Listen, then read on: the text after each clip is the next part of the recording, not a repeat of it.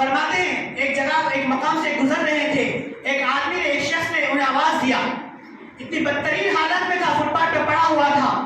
کہ جسم پہ پورے مکھیاں پڑی ہوئی ہے، مکھیاں لگی ہوئی ہے اور جسم میں سے خون پیپ نکل رہا ہے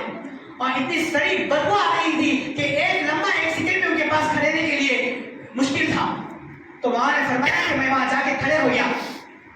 تو اس آدمی نے کہا کہ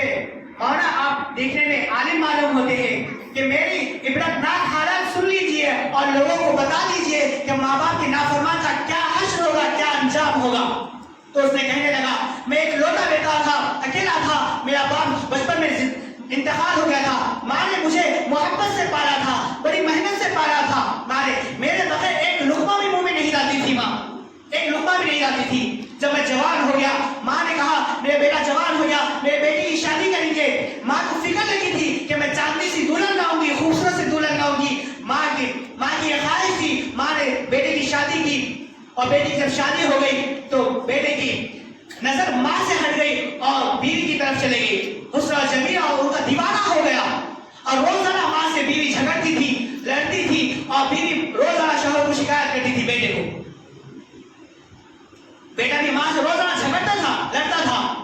ایک دن گھر میں آیا، بیوی رو رہی ہے، بیوی سے پوچھا کیا ہوا؟ تو ماں نے مجھ سے جھگڑا کیا ہے۔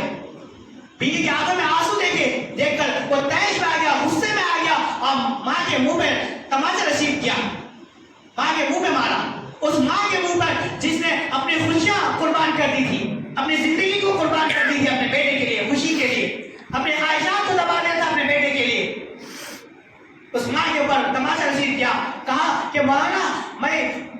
بیوی کی محبت میں اپنی ماں کو نظر انداز کر دیا، ماں کو اتنی تکلیف ہوئی، ایسا دھچکا لگا، ایسی تکلیف ہوئی کہ ایک ہفتے تک ماں روتی رہی اور اللہ سے کہتی تھی اے اللہ یہ دن دیکھنے کے لیے میں اس کو پالا تھا کیا، یہ دن دیکھنے کے لیے اس کو پالا تھا۔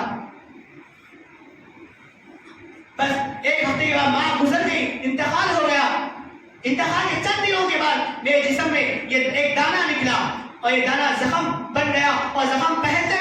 گیا، پیپ نکلنا شروع ہو گیا اور میرے جسم سے سڑی بو آنے لگی، میری بیوی مجھ سے نفرت کرنے لگی اور مجھے باہر کر دیا اور مجھے باہر نکال کے پھینک دیا۔ آج بدنصیب آپ کے سامنے ہیں، خدا را